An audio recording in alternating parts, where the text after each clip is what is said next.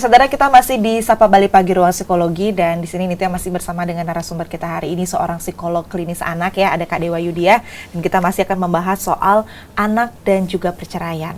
Kak Dia, tadi kita sudah banyak membahas soal beberapa fenomena-fenomena yang terjadi dengan anak ketika mengalami perceraian, dan tadi salah satunya tadi kita sempat bahas singkat soal kenakalan remaja ya Kak ya, yang mungkin bisa menjadi salah satu penyebab begitu ketika anak mengalami stres karena orang tuanya bercerai.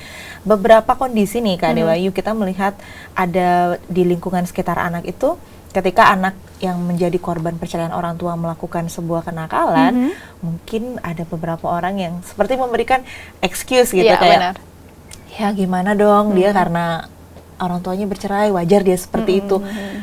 Dan itu apakah baik nggak sih untuk anak itu? Apakah itu justru semakin membuat dia semakin tidak terarah, atau seperti apa? Perlu nggak orang selain orang tua gitu memberikan seperti disipliner gitu kepada anak yang menjadi korban perceraian yang masuk ke kenakalan ini? Oke.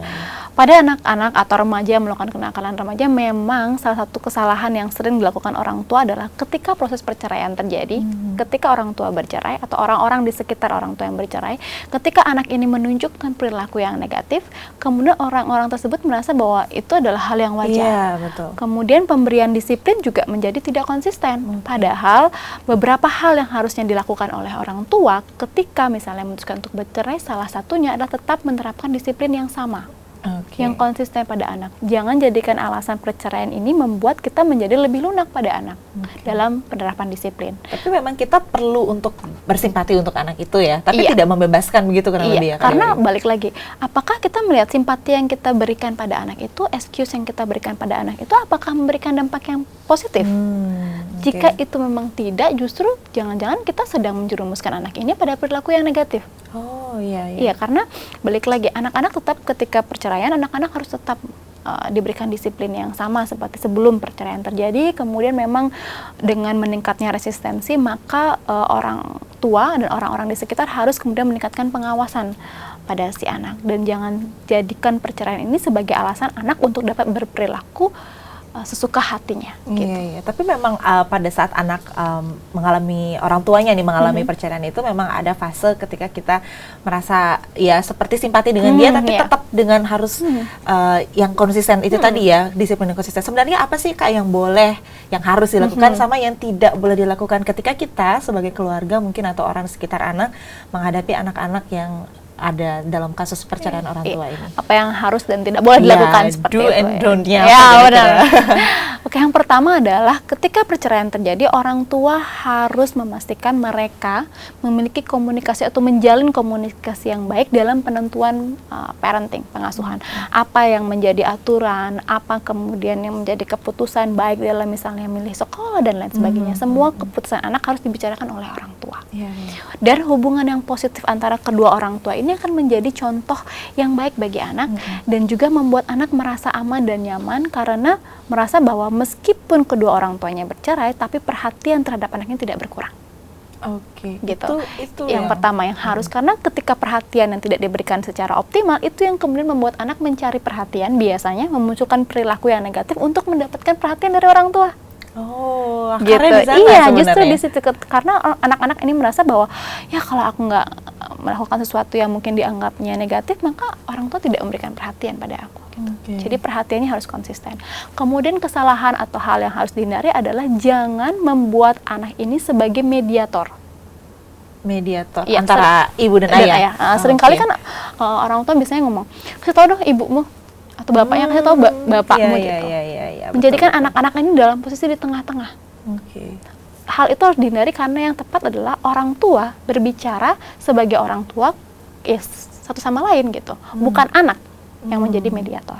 Atau juga selain mediator, jangan jadikan anak sebagai istilahnya mata-mata.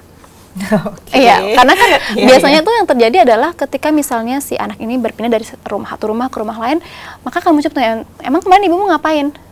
Atau si bapak juga, emang kemarin bapaknya ngapain gitu. Gitu. Jadi jangan jadikan anak sebagai mediator di tengah-tengah.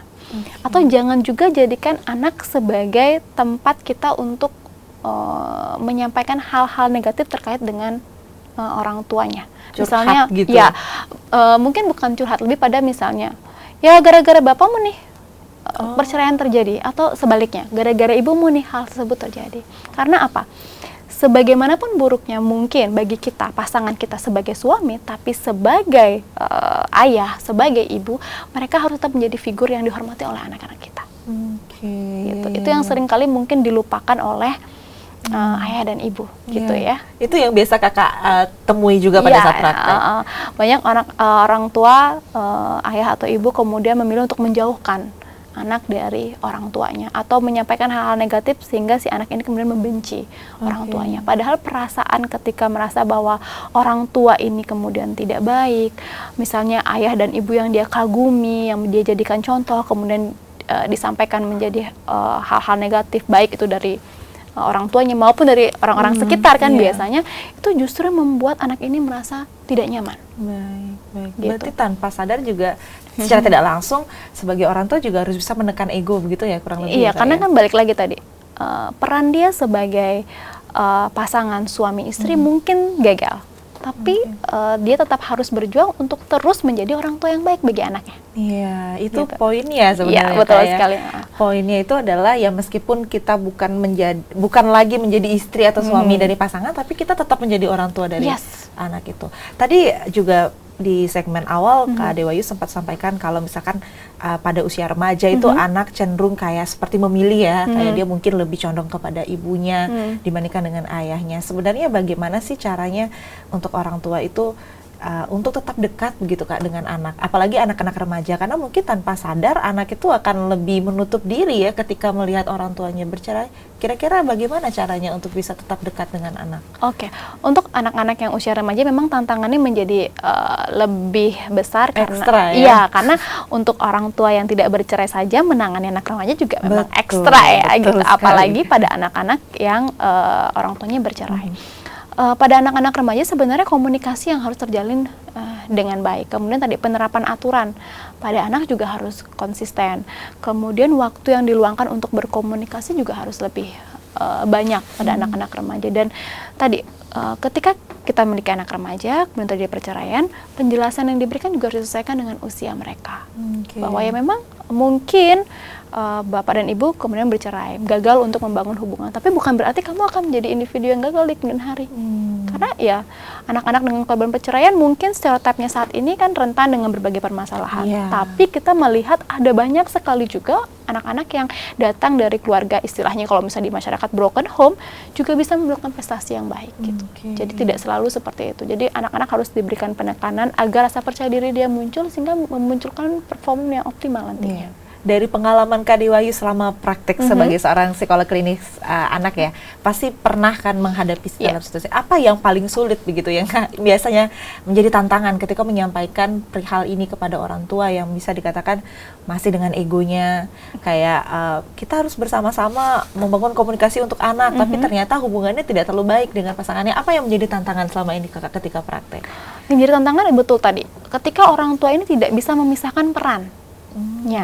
Oke, memang sebagai pasangannya kita sulit melihat bahwa dia sebagai suami gagal nih. Kemudian kita melabeli bahwa ya sebagai ayah juga pasti nantinya gagal seperti itu. Jadi sebenarnya peran kedua orang tua ini sangat penting gitu. Ketika misalnya terjadi perceraian, komitmen keduanya sangat dibutuhkan. Kita mungkin melihat ya, Nitya, ada beberapa memang keluarga yang akhirnya ya berdampak ke anaknya menjadi sangat buruk ya, karena orang tuanya kemudian tidak bisa berkomitmen untuk membangun atmosfer positif dalam hal pengasuhan. Tapi ada beberapa orang tua lain yang cukup dewasa untuk merasa bahwa ya sekarang kepentingan anak di atas kepentingan mereka gitu. Jadi terbangun komunikasi yang positif gitu. Lalu gimana dengan kehadiran orang tua yang baru begitu? Orang tua sambung gitu Orang ya? tua sambung gitu di anak. Apakah itu juga menjadi salah satu konflik lagi ke anak? Misalkan anak belum selesai dengan konflik tidak terima dengan orang tuanya bercerai, kemudian ditambah lagi dengan ada sosok atau figur baru di keluarganya. Itu sebenarnya seperti apa psikologis anak pada saat itu, Kak Dewayu? Iya, tentu memang akan menjadi tantangan tersendiri atau akan menjadi proses adaptasi tersendiri bagi si anak. Karena balik lagi, perubahan yang terjadi itu tadi kenapa perceraian menjadi sulit, karena terjadi berbagai perubahan. Termasuk salah satunya adalah adanya individu baru dalam keluarga. Misalnya ibu atau bapak tiri dalam keluarga. Kemudian ditambah lagi misalnya ada adik-adik sambung seperti itu menjadi lebih kompleks lah permasalahannya gitu. Tapi apakah itu kemudian selalu membawa dampak negatif? Sepertinya tidak. Ada beberapa yang justru ketika ada ibu dan figur ayah dan ibu yang ibu sambung, ini justru memberikan efek yang positif juga bagi anak. Tergantung bagaimana kemudian masuknya figur-figur ini dalam keluarga gitu. Jangan sampai ketika masuk misalnya dalam artian konotasinya sudah negatif, maka itu akan sulit diterima oleh anak. Mungkin kita kalau kita lihat contohnya, mungkin ada beberapa yang kita lihat di televisi, misalnya ketika entrance atau masuknya ibu sambung atau ayah sambung ini dengan konotasi yang tidak negatif, maka itu akan membuat jadi makin sulit. Misalnya ada stereotip bahwa perceraian orang tuanya disebabkan oleh orang ini gitu. Nah, itu biasanya akan lebih sulit untuk anak menerima dibandingkan dia muncul dalam situasi yang memang ya muncul sebagai pendamping ayahnya, dan itu memang butuh proses untuk menjelaskan. Oke, berarti kembali lagi orang tua juga harus memperkenalkan dengan baik begitu ya, kira-kira figur baru ini seperti apa, dan juga penting untuk orang tua yang kandung juga bisa memberikan suatu pendekatan juga. Iya, betul, memberikan penjelasan. Misalnya kalau misalnya komunikasi terjalin baik, tentu ketika misalnya si ibu punya calon suami baru gitu, ayah kandungnya juga harus bisa memberikan penjelasan ke si anak bahwa ya meskipun kondisinya sekarang ada misalnya calon ayah baru, tidak berarti akan mengubah kasih sayang si ayah kandung ini gitu. Jadi penjelasan yang baik dari ayah atau dari ibu kandung itu juga akan membantu proses masuknya figur-figur baru yang membantu. Nah, tentunya dalam parenting perceraian, orang tua yang bercerai ini kan ada kalanya juga orang tua butuh pihak lain dalam membantu pengasuhan. Tapi kita akan bahas setelah segmen satu ini ya Kak Dewi ya. Saudara, kita masih akan membahas tentang anak dan juga perceraian bersama Kak Dewa Ayudiah, seorang psikolog klinis anak. Tapi setelah yang satu ini, untuk itu jangan kemana-mana, tetap di Sapa Bali Pagi Ruang Psikologi.